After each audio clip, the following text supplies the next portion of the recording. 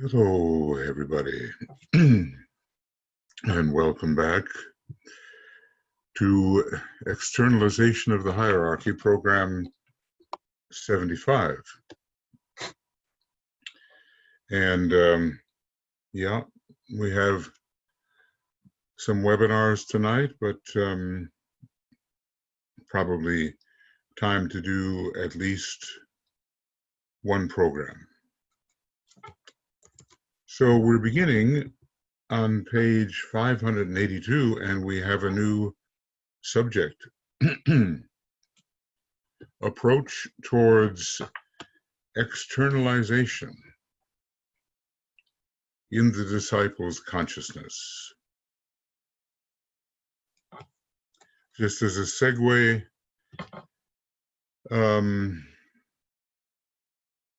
the implementation of human affairs, the implementing of human affairs to bring about this unfoldment in consciousness is in the hands of disciples who are undergoing the process themselves.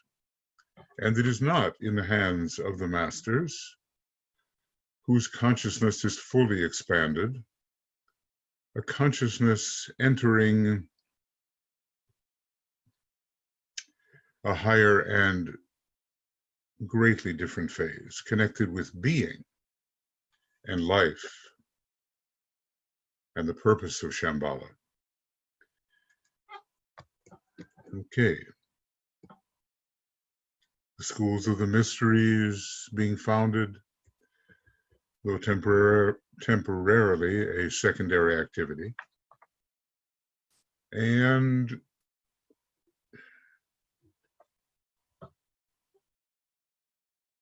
new approach to practical world affairs. That is where the ashram is aiming their efforts at the moment, not to esoteric matters so much. But of course, the esoterics help to inspire those who will work in the practical activities. We also have the continuation of the ancient activities of the hierarchy. So let us begin this new section, approach towards externalization in the disciple's consciousness. All right. I find it necessary here to make one point clear, says the Tibetan. The disciples sent out from the various ashrams do not arrive on earth conscious of a high mission or knowing well the nature of the task to which they have been subjectively assigned. I suppose, there are a few higher initiates who know that. Maybe Yogananda knew that. He probably was an initiate of the 4th degree or achieved that. So we're on page 583 now. In the case of certain disciples who will be of special world prominence and who are of initiate rank, he's going to say the same thing, they may attain to a conviction of mission, if I may call it so. They may, in their extreme youth, even, and thus be oriented towards their life task from the very start. That conviction will grow and deepen and clarify as the years go by, but it must be remembered that the majority of the disciples will not so react. And I'm sure that many of us who have that conviction of mission now probably had to grow into it in some way. I certainly know it was true of myself. I had a conviction of mission that was related to music, and probably was a significant leftover from the immediately previous incarnation. But that did undergo a change with the meeting of, I call him my teacher, at least on the physical plane. And then everything changed. So it's probably a good thing to be aware of what triggers there have been that may have changed you more solidly towards a conviction of mission if you didn't have it when you were 4 and 5 years old. Okay, these disciples, they will come into incarnation with certain gifts and innate talents and with certain firmly rooted ideas, endowed with irrevocable ideals and a brain which is responsive to a well-developed mind. Oh, these sound like very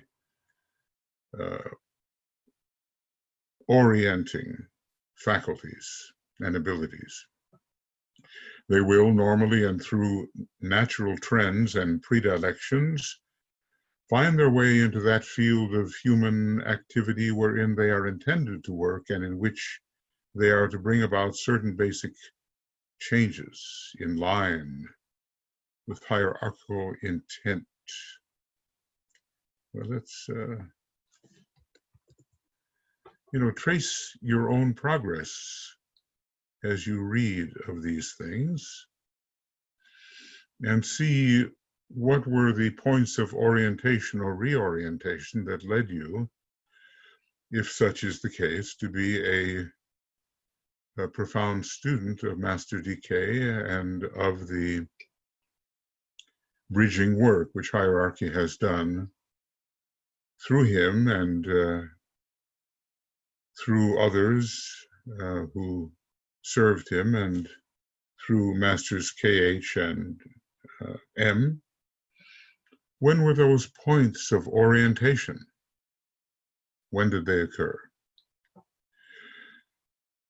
So their trends and predilections will lead them into that field of human activity wherein they are intended to work and bring about,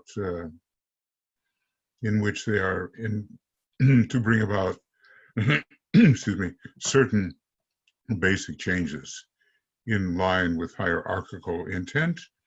This hierarchical intent will usually be unknown to them, though this may not always be the case, but the work to be done will seem to them of impelling and necessary, and to them impelling and necessary. It pushes them forward, it impels them.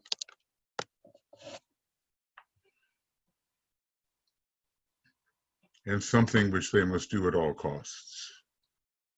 They will find their way into politics, into educational movements, into science. They will work as humanitarians, as social workers, and in the field of finance, they will follow these lines of activity through natural inclination, and not because they are being obedient to some master, to instruction from some master. Some may awaken to that and eventually come to realize who they are and to what inner teachers they are related. They will be successful in their endeavor because the potency of the hierarchy will be behind them, and there is much that the inner ashram can accomplish for its outer working disciples in the way of opening doors, implementing efforts, and arranging contacts and other facilities. This is interesting, isn't it? This is done, however, without any evidence of the inner impulsion. Okay.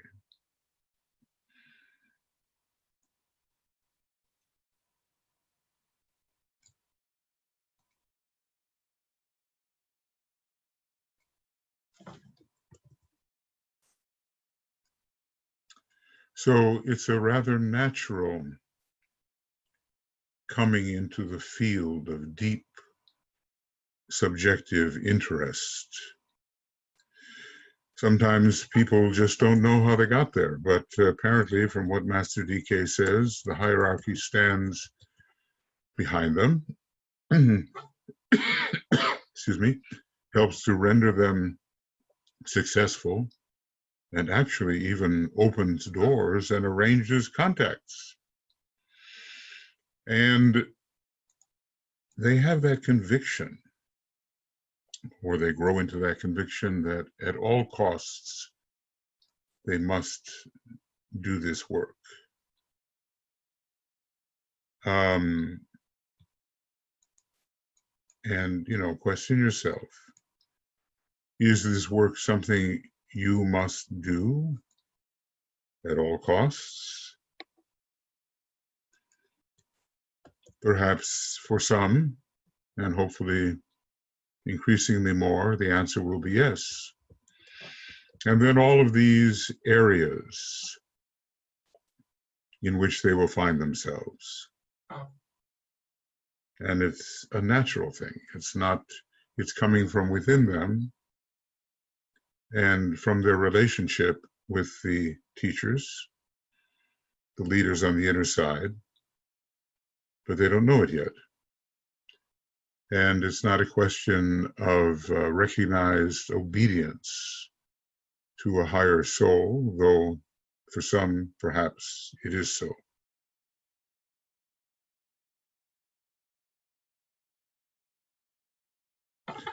Yes, this is so interesting. There is much that the inner ashram can accomplish. For its working disciples, yes, in the way of opening doors, implementing efforts, and arranging contacts and other facilities, things that make their job maybe a little bit more streamlined, a little easier. This is ill. Does it say ill? Is that correct? This is ill done or will be done. I just can't imagine. This is ill done, however, without any evidence of the inner impulsion? No. I'm going to just change this if I'm allowed to a little. This will be done without any evidence of the inner impulsion. Recognition of the inner effort will be dependent upon the status of the ashram, status in the ashram of the disciple. When the disciple is a very advanced one, could be an initiate, he may become aware of his high mission and know it to be no fanatical and self-initiated intention, but a definite task undertaken in response to ashramic planning. So I imagine that as the incarnations pass for all of us, we will move toward this type of recognition and be more aware at an earlier age of that which we have contracted to do, as it were, with the hierarchy.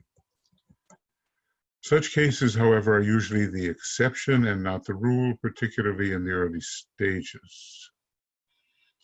Such hierarchical workers will gather around them lesser disciples who will work along the same lines through community of interest, but not through the recognition of similar structures. Instructions, a very different thing, okay? So the guiding disciple, the leading disciple knows that to which he is assigned. Those who join him or her in community of interest do not necessarily know the whether there are impulsions behind them, or if there are, that they are. In the one case, the consciousness of mission is developed through periods of definite planning with the ashram and in consultation with the master or his senior workers. In the more usual cases, those who are gathered through community of interest, the disciple reacts and works in response to impression. Being at this stage totally unaware from whence the impression comes, he regards it as an activity of his own mind, acting as a directing agent in all the planned activities, the life theme and purpose, which are his service dynamic.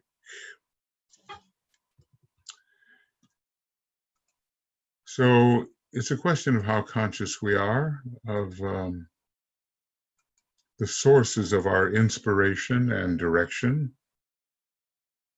We are liable to regard as coming from ourselves, as being self-initiated acts, those things which are more inwardly directed, which come from higher sources, although we don't wish to presume, but the higher sources are behind us.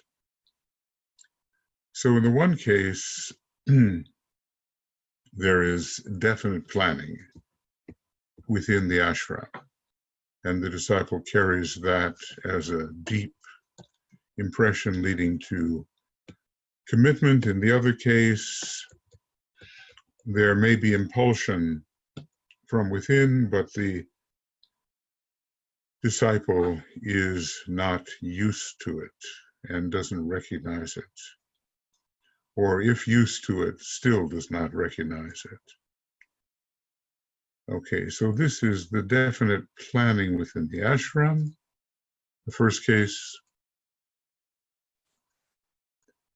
And the second case, there is impression, but the fact that there is impression deliberately from the ashram is often unknown by the disciple. He's impressed, but cannot follow the impression to its source. Where do we stand?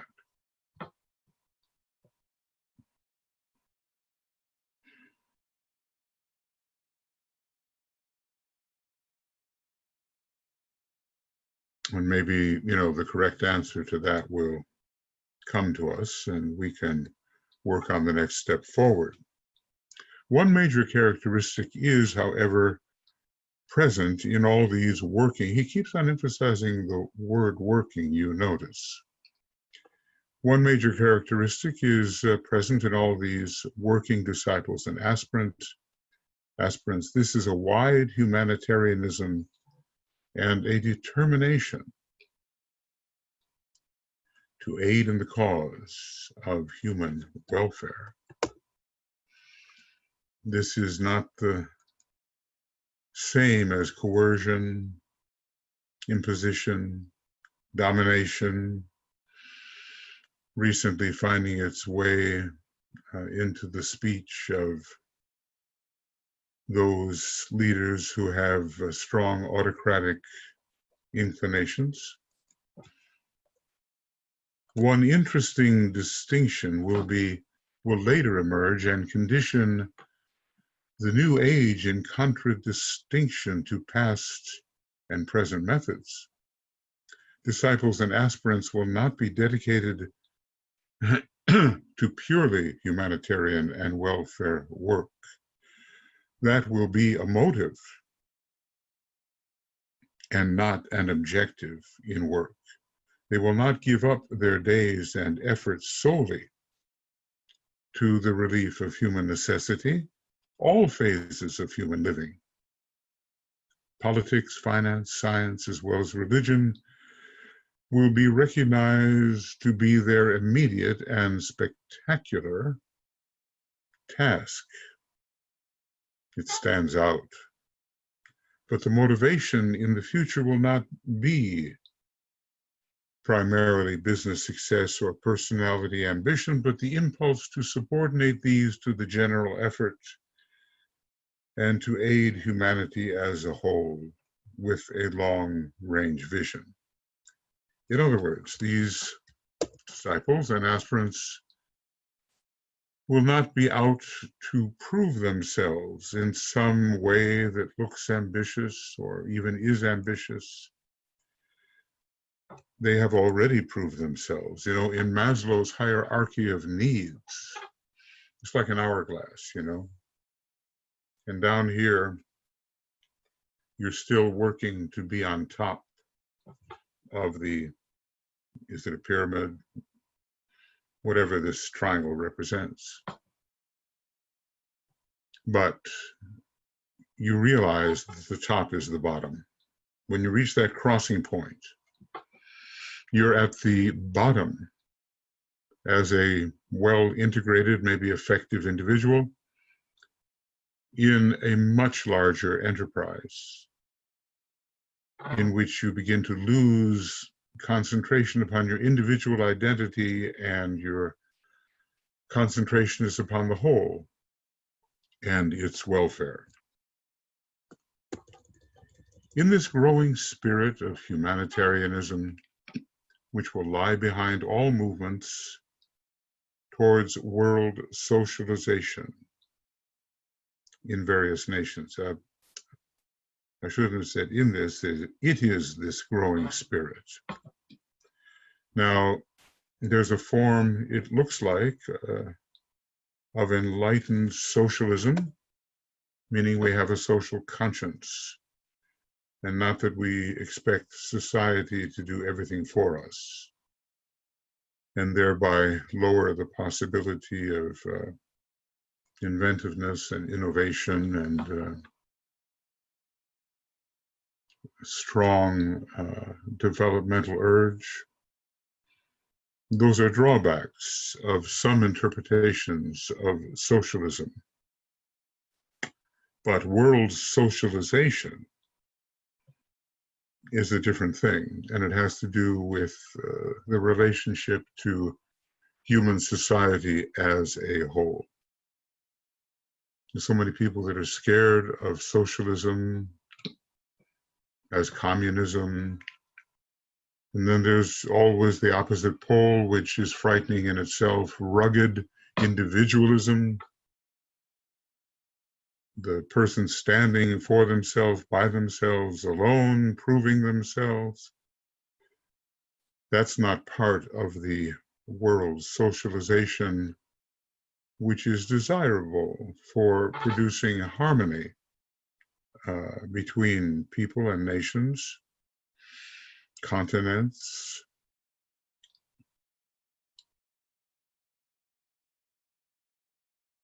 So this movement of world socialization is symptomatic of a change in the orientation of man's thinking, and therein lies its major value. It's much more at this point about democracy than it is about monarchy and authoritarianism. Nor, well, you know, when you think about the communist motto, to each according to his need, from each according to his ability. Well, what a ideal that was.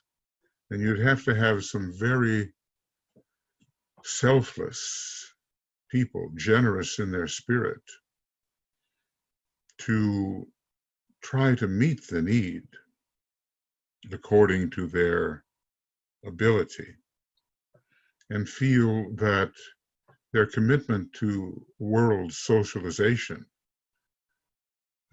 was stronger than their commitment to their own rising into prominence at the point where the X crosses. So it is not indicative of a new technique of government in reality, and this particular phase of it is ephemeral. It is at the same time foundational to the new world order which will emerge out of all these experiments when human thinking as is at this time, which human thinking is at this time. So I'm reading some words incorrectly, I'm sorry. It is at the same time foundational to the new world order, which will emerge out of all these experiments, which human thinking is at this time evolving. Feels a little better to get the words correct.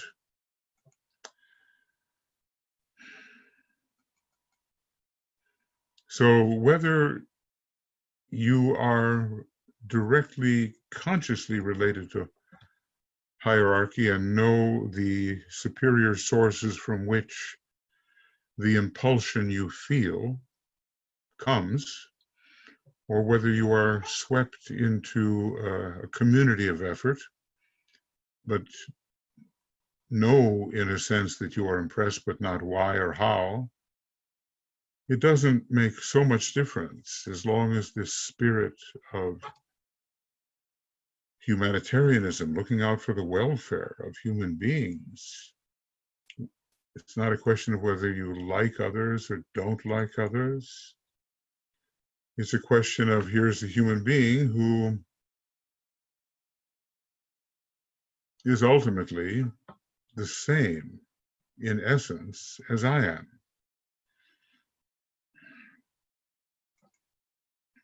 But that takes a little doing, doesn't it? When you look at others, you know, judgments come into the picture and we see distinctions constantly rather than the unity, the underlying foundation in being, whether the individual you see is temporarily good or bad. Anyway, these are the things which will be in the consciousness of disciples commissioned by the hierarchy to bring about the needed changes and the new orientation, and not any recognition of masters and their orders or any hierarchical and ashramic background.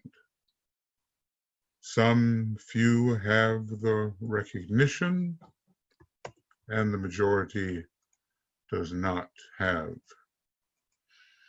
that recognition, but it does have the tendency, under impression, towards humanitarianism and world socialization, and in general, the welfare and the uplift of all human beings. When you really start to think about it, there are just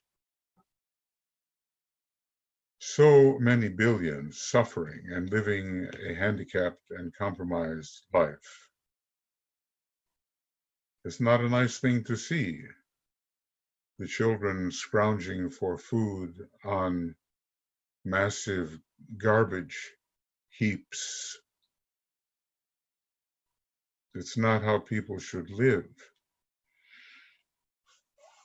And with the coming of the new developments in atomic energy, making available energy which is virtually free, that will change. Now it's true that those who deprive others end up being deprived. The law of karma does work. But it's not unnatural for us to feel pity for those who are trapped in insurmountable poverty and insurmountable containment, regardless of what they've done in the past. As DK tells us, all have sinned.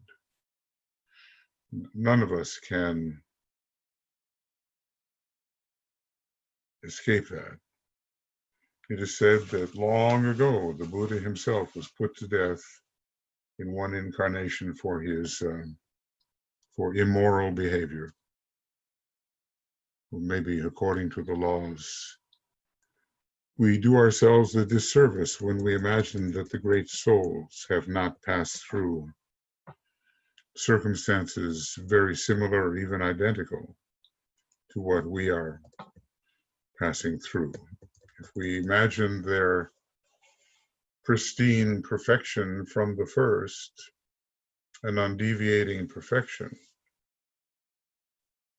we imagine wrongly and fall into the realm of illusion.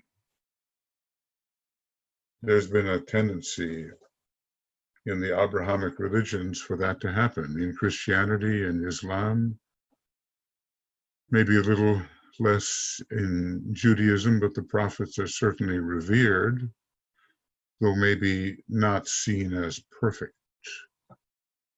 But an invariable perfection, or an unvarying perfection, traps one in the perfection of the moment, which is not the same as the perfection of the future. Perfection pretty much means completion, and all moments of apparently recognized completion are just harbingers of a greater completion to come. So this is how the aspirants and disciples commissioned by the ashram, sent forth by the ashram, enter, and what they apply themselves to and what motivates them, and certain types of ignorance which they seem naturally to possess. This is probably the usual case. Whilst in incarnation, such disciples stand free to serve one pointedly, okay, Sagittarius, and wholeheartedly, without reservation, without doubts, but giving all. To serve one pointedly and wholeheartedly, that's section or phase of human effort in which their lot and life trend appear to cast them. They may be quite unconscious of any spiritual objectives, so-called, today, except the recognition that they love their fellow men. This love will condition all they do and motivate their every effort. We can pretty well choose what type of service we will render, as long as we do not exaggerate its importance, and as long as we do not exaggerate the importance of the teacher to whom we have given allegiance. It's happening all the time. The sixth-ray exclusivistic focus wants to render perfect, or see as perfect, the object of devotion, and wants to cast all else aside. From the standpoint of the master, these disciples and aspirants, they can be reached, impressed and directed, and most definitely they are so reached.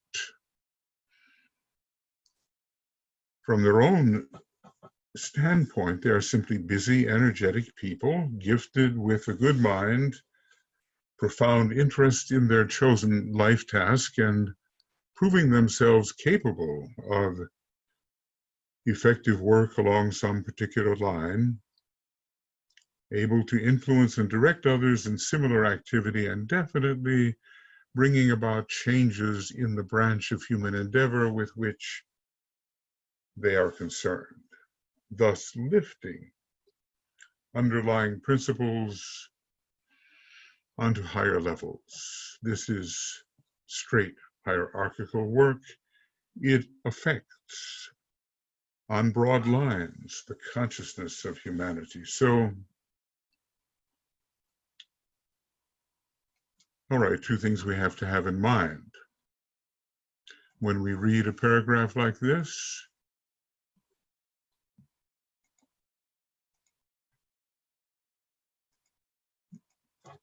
two things.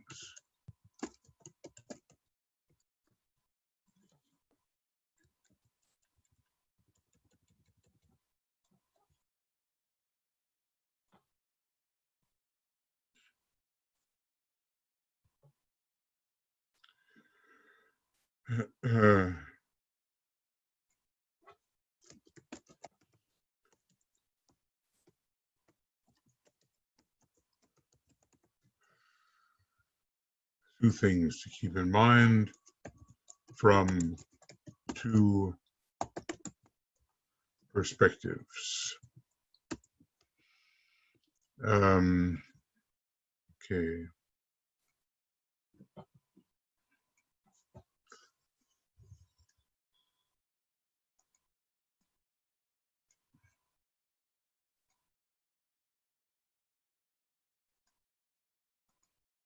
Okay, so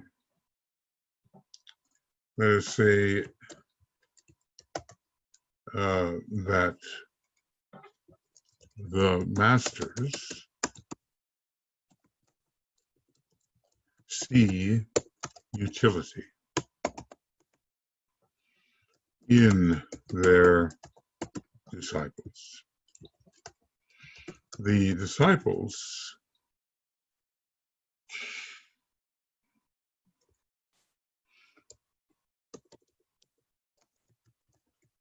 follow strenuously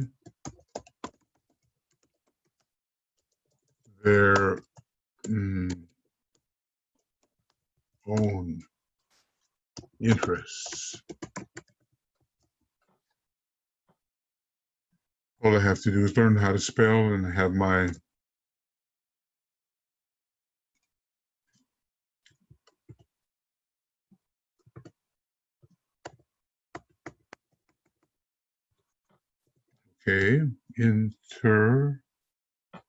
interests follow strenuously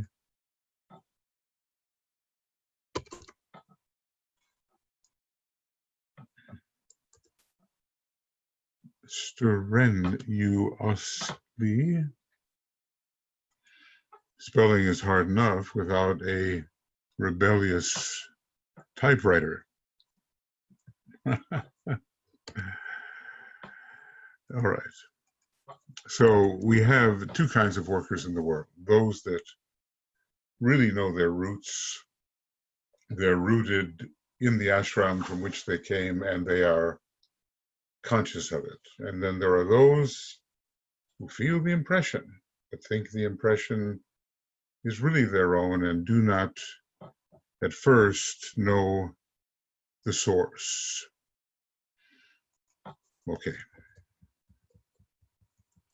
These disciples may be conscious that their effort and their thinking are part of a forward-moving evolutionary endeavor. To that extent, they are mission conscious. But the value of this attitude is that it relates them in consciousness to many others, similarly motivated and conscious of a similar vision. So the degree, I guess what he's talking about here, as soon as I get this ready here. So DK is speaking of the degree of mission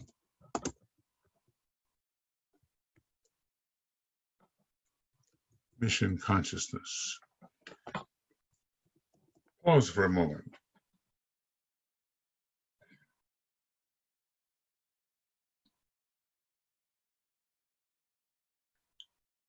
To what extent are you,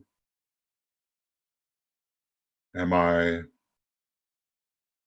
mission conscious without becoming a raving fanatic.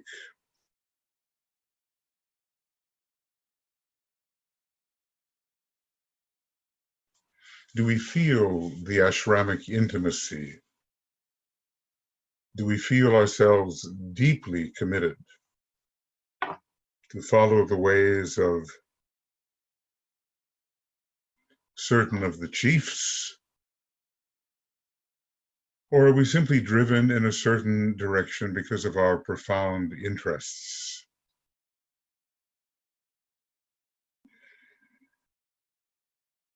And not caring too much where those interests come from, maybe we don't even need to know. DK has said that some very prominent disciples have given up knowledge of their hierarchical affiliations simply because they realized, before birth, I suppose, that they would be freer to work effectively in service if they were not encumbered by that knowledge. So where do we stand? You know, always in all of this work, where do we stand?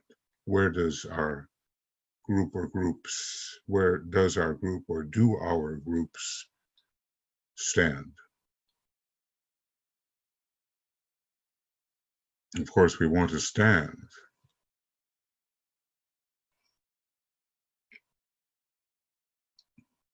And thus I stand, repeated like a hammer blow in the mantram of the disciple.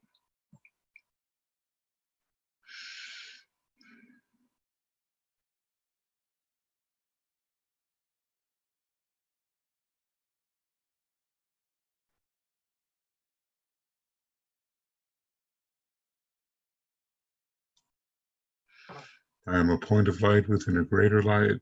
I am a stream of love divine. I am a point of sacrificial will, and always on thus I stand. And thus I stand.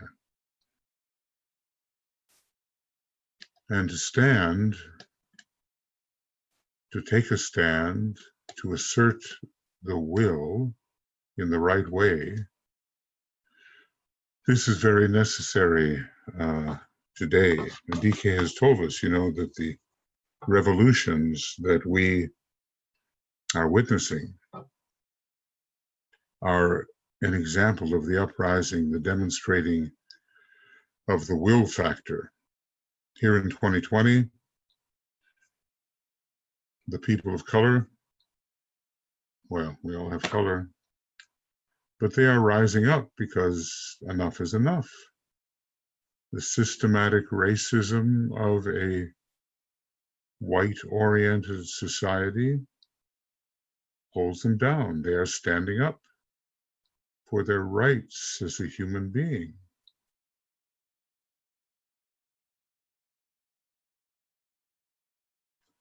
And thus I stand.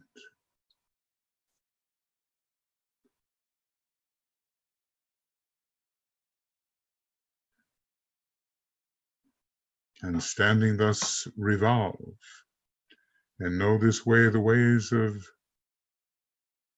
men, or know the ways of God, and thus I stand.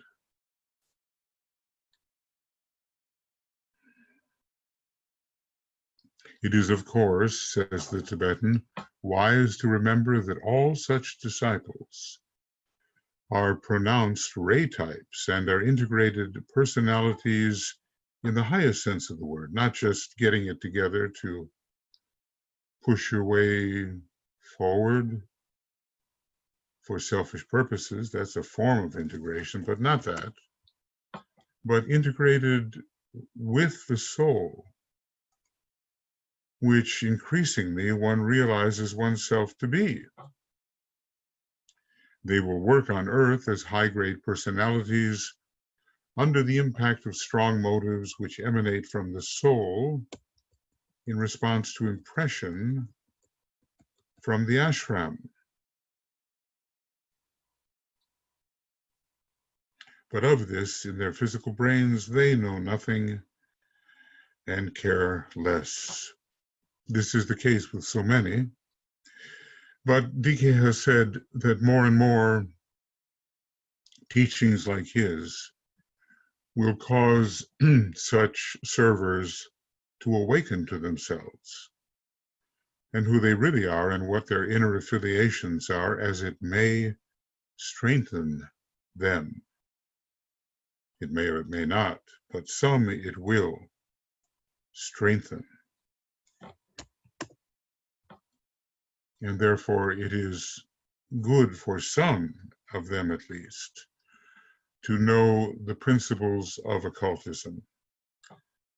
However, he speaks here of something the opposite of that knowledge. He says part of their effectiveness in service is due to the fact that they are not preoccupied with soul contact and with the idea of academic service.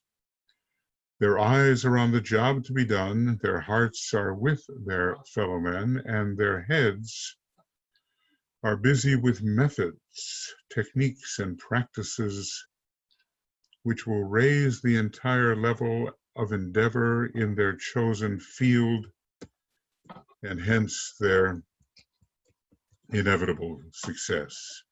Well, he emphasizes both sides of the equation. Sometimes awakening to who they are can help certain of these disciples work with greater power. And sometimes not knowing, not caring, and keeping their focus completely on the task to be done is a source of their success. Which will it be for any of us? And, can we resist the temptation when we come into the new kind of impression, new kind of knowledge about the ashram and the soul and all that spiritual occultism teaches us? Can we resist the temptation of becoming preoccupied with it and dividing our vision in such a way that we pay too much attention to self-cultivation and steal, as it were, from our own intended service? So this is something to have in mind. Disciples who are intensely interested in personal responsiveness to the soul, who work diligently at the problem of soul contact, who are busy in the art of serving consciously, and who make service a goal, who are keenly alive to the fact of the ashram and to the master, and then comes the punchline, will not be asked to do this work of preparing for the externalization of the hierarchy. Now, that's a very strong statement, because all of these things are good in a way, and they're piled one on another, and there's a crescendo of accumulation.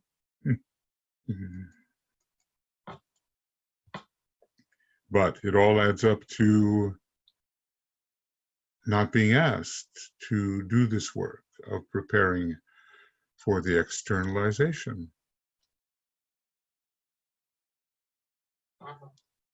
And this is something really to keep in mind. There must be a way of living the dual life, so that while a necessary attention is given to the cultivation of the instrument, at the same time, there is enough focus on really helping where the need is detected. I'm going to read this thing again. Disciples who are intensely interested in personal responsiveness to the soul, who work diligently at the problem of soul contact, who are busy. See, this busyness, this diligence, this intense interest, these are possible elements of deflection or of disorientation.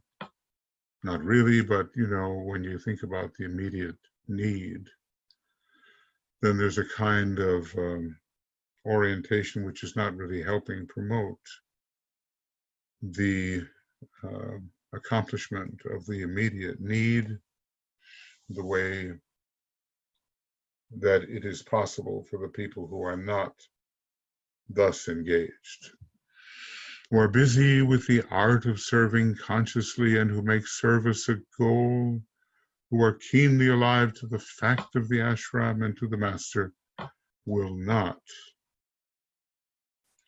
be asked to do this work of preparing for the externalization of the hierarchy. So, ponder on this. Where do we stand in relation to these things? Advanced disciples who are stabilized in the ashram and who are so used to the master that he assumes in their consciousness no undue prominence can be trusted to work along right lines in the world and do the work of preparation. They cannot be sidetracked or dedicated, or deflected rather, from one pointed attention to the task in hand by any soul urge or call. Hence, they are free to do the intended work. This is so important, and it's very similar to one of those things that was like a bolt out of the blue when I was younger in studying these matters, and it was basically that those who are busy cultivating their own soul cannot be used to promote the reappearance of the Christ. So, what an important consideration. The situation, therefore, in relation to the consciousness of disciples is in the intensely difficult, though interesting period with which humanity is faced could be summed up in the following statements. So it's not going to be easy, is it? Because, there are definite occult disciplines that we have to pass through, but if we become preoccupied by them or with them and take our eye off the ball, so to speak, take our eye off the deep, off the service in which we must invest ourselves, putting the whole self in, as it were, well, our purpose will be defeated through our preoccupation with the means to that end, which we must ever keep in the consciousness. So the whole thing, the difficult situation of disciples, could be summed up in the following way. The disciple is not motivated by any desire to externalize the hierarchy or to see the ashram with which he is affiliated functioning physically on the physical plane. He may be totally unaware of this hierarchical intention. If he is aware of this underlying purpose, it is entirely secondary in his consciousness. The good of humanity and a stabilized spiritual future for mankind are his major incentives. Now, that's got to really be an important paragraph. And we can test ourselves against it. The disciple is not motivated by any desire to externalize the hierarchy. Well, he couldn't do that, of course, but he could be motivated by the preparation, looking upward, as it were, or to see the ashram with which he is affiliated functioning physically on the outer plane. It's important Yes, but what is more important? He may be totally unaware of this hierarchical intention. If he is aware of this underlying purpose,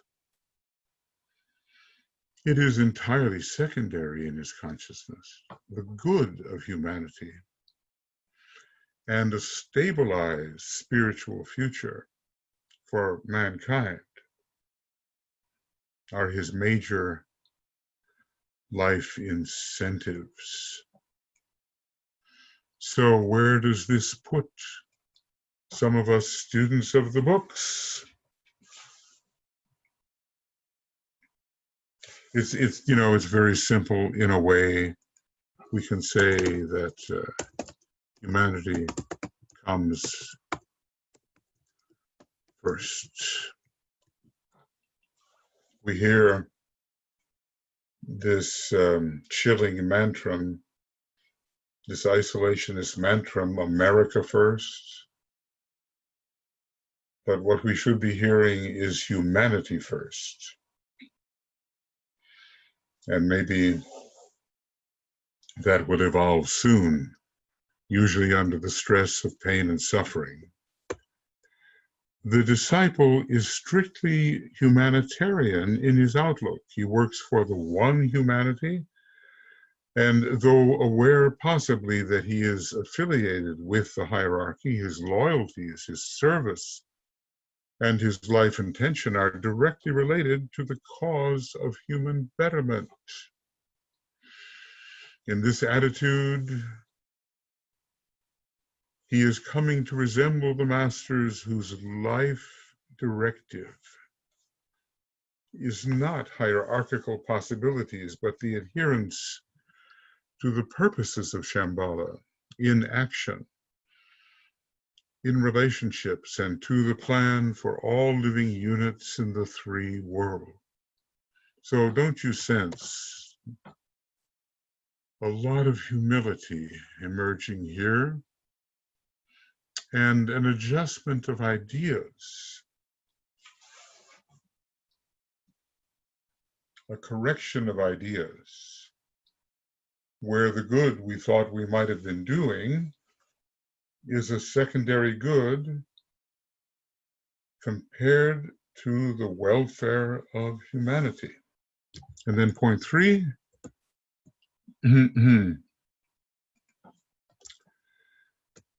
the intuition of the disciple is alert and active.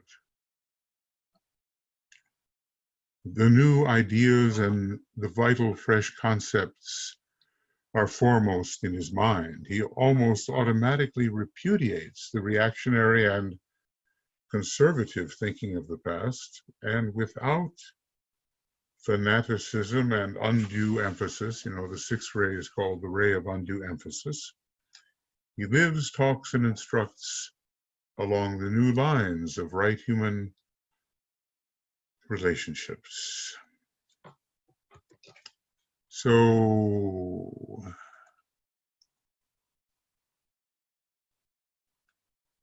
this is about intuition. Now, a lot of us may have thought power, but do we have intuition? Have we allowed the Buddhic impression to be a major factor in our life? Have we? Do we know how? Or are we still thinking, without the straight knowledge that Master M thinks is so important? The disciple is occupied with hierarchical plans for the future, has a completely open mind as regards the growth of true psychic powers. He deplores and represses all negative conditions and forms of thinking as he contacts them in his environment, but he encourages the growth of all forms of higher sensory perception which expand the human consciousness and enrich its contact. So, supporting higher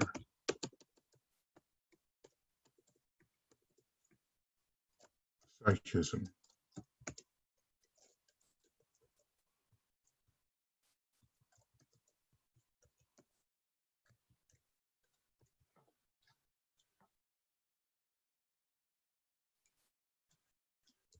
These are all things the disciple does and which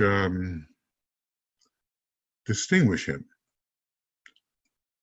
from maybe lesser disciples or aspirants, or for students who are preoccupied with their own fascination with esotericism.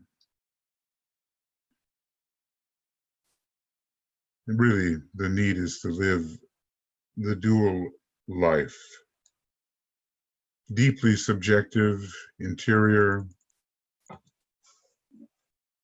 learning as Master DK has learned, but somehow bettering the lot of people who come within his sphere of influence or by whom he is surrounded. Humanitarian, the intuition is alert.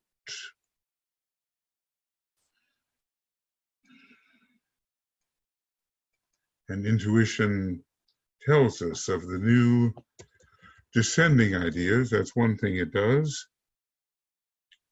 Nothing is so powerful as an idea whose time has come, but how to recognize what the idea is and when its time has come. So there are always new solutions. And the real disciple thinks about them and seeks to receive them and does not adhere to outworn modes of thought and behavior. The disciple is occupied with hierarchical plans for the future. And he has I read this, the open mind regarding true psychism, the higher psychism, and seeks to believe in, support, help to grow the higher modes of apprehension.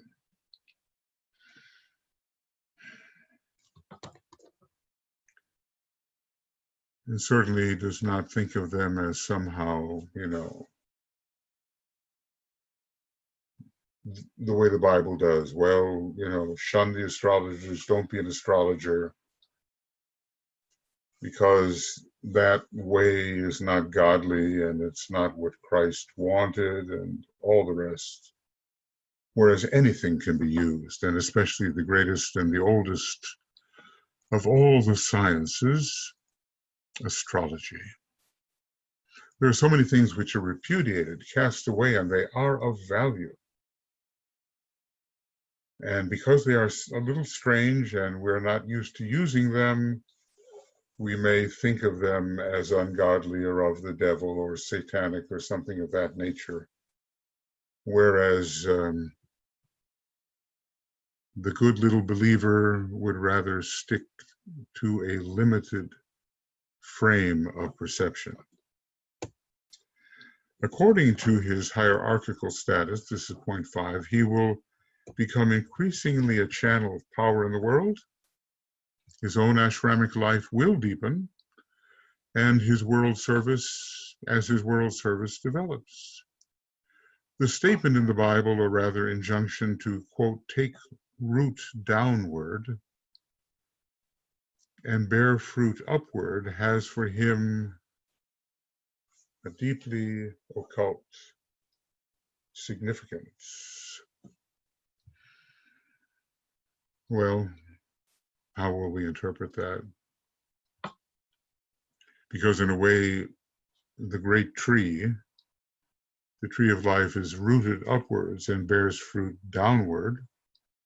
But from another perspective, the causal body is the recipient of the fruits which come from working in the quarries below and extracting the building blocks which are needed to build the beautiful Temple of Solomon, the causal body. So I think we can look at this one from both perspectives. So he goes on, and we're just almost at the end of this little section, which is good. I am not here touching upon the growth of a disciple as a disciple or his individual progress on the path. He's certainly done enough of that, hasn't he?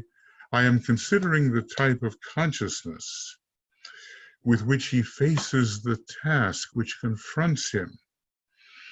Unless he fulfills within himself the requirements enumerated in this section of our study, he will not be one of the workers in this interlude between the old age and the new. And I'm sure there's something that drives us to be a worker in this vital transition period. He's given us so much about how we grow, but this is the disciple's consciousness as one who aids the plan. Is wider and larger than individual spiritual growth, but of course it eventually results in exactly that, individual spiritual growth. Well, friends, we're on page 587. And we're coming to a new section. So there's no sense to plow on relentlessly, especially as a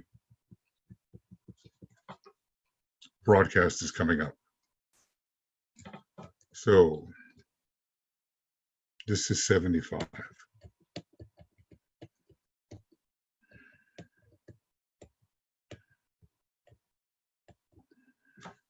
And let's put that in there.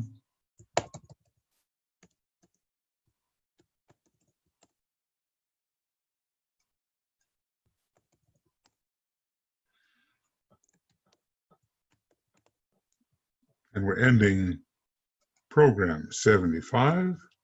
And it's going to be about an hour and 10 minutes, yes, will be.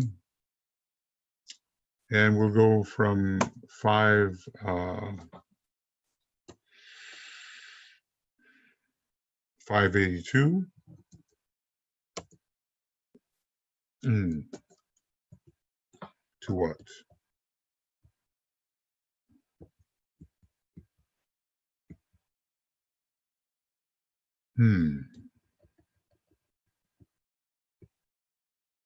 This is strange.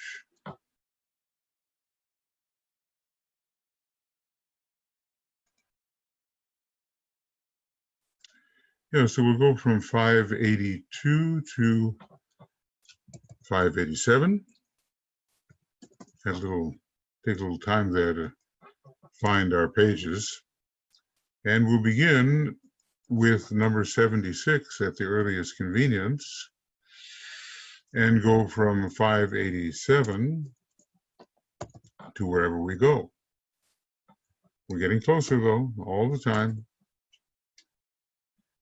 And we're about 100 pages away, 120 pages away from the completion of the book, and I'll have to cycle back to do the very beginning.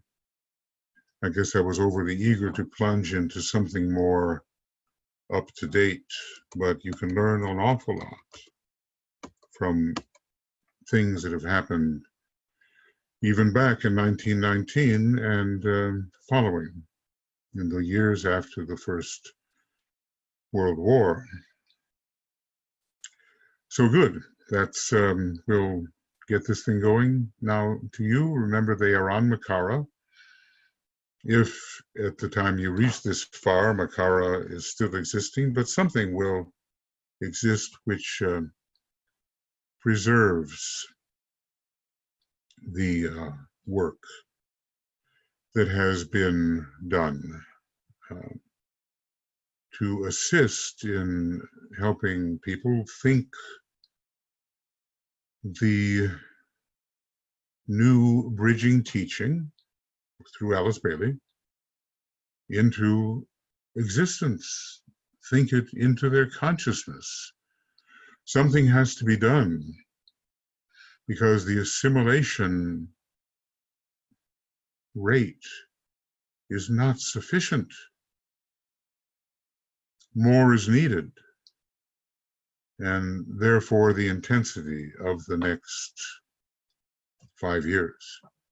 Now, DK tells us the new installment will be around 2025, around. So let's just see what that around really means. Will it be dead on New Year's night of 2025? Or would it be around? Okay, we'll go on with this a little bit later. So I'll stop the recording and I'll get this to you with the help of my colleagues on the communication team. Meanwhile, study hard, meditate deeply, and apply all this as much as possible to the service which no doubt you are rendering. Lots of love, many blessings. See you soon.